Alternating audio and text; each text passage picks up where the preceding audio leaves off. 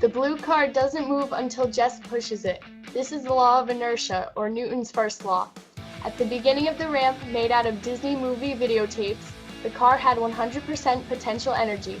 This was because it was not moving. When the car was rolling down the ramp, it was gaining more kinetic energy and losing potential energy. The amount of kinetic energy was highest during the middle of the ramp. The car comes to a stop because it hits the first domino. This is also the law of inertia. When the car came to a stop, it loses all of its kinetic energy and gains back all of the potential energy. Gravity pulls the dominoes towards the center of the earth, which is why they are standing on the ground. The cars hit the first domino and then all of the dominoes fall.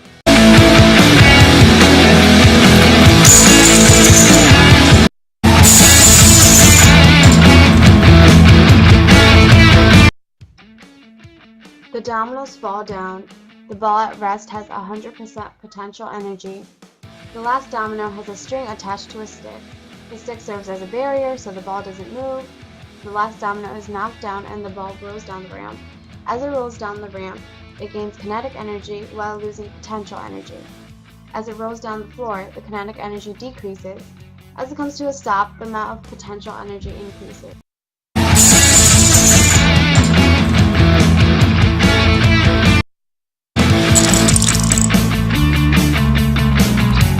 When the ball rolls down the ramp, it hits the dominoes and stops. This displays the law of inertia and the conservation of momentum. The law of inertia states that an object in motion stays in motion unless acted upon by an external force, and an object at rest stays at rest until acted upon by an outside force. In this case, the dominoes were at rest until the ball hit them and caused them to move. The same thing happened with each domino as one hit the next. Conservation of momentum is displayed because as the ball collides with the first domino, its momentum is transferred over to the domino, and the same thing happens as each domino collides with the next. Momentum is conserved with each collision.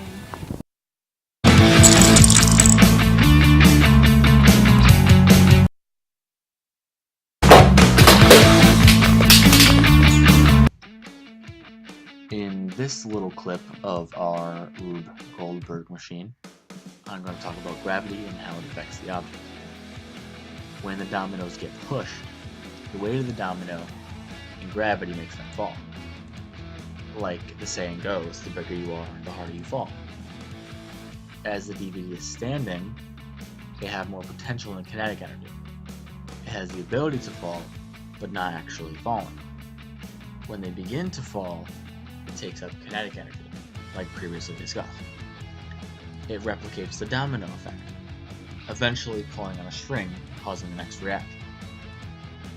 One fact about the domino theory can be that the next domino in sequence can be 2 times larger than the previous domino.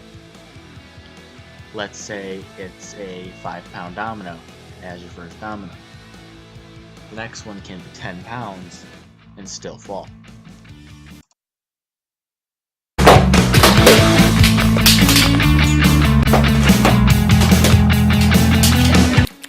At the end of our Rube Goldberg machine, we see the final DVD pull down a row of cars, which consequently pulled off the key starter to the treadmill, finishing our task of turning the treadmill off.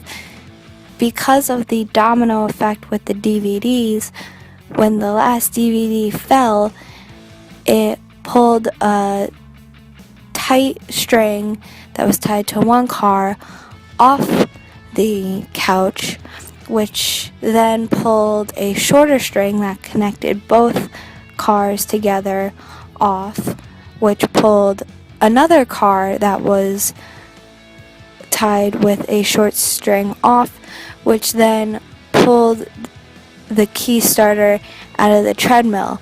The cars had to have enough momentum and force to pull the key starter off the magnetized spot, so that concludes our Rube Goldberg machine.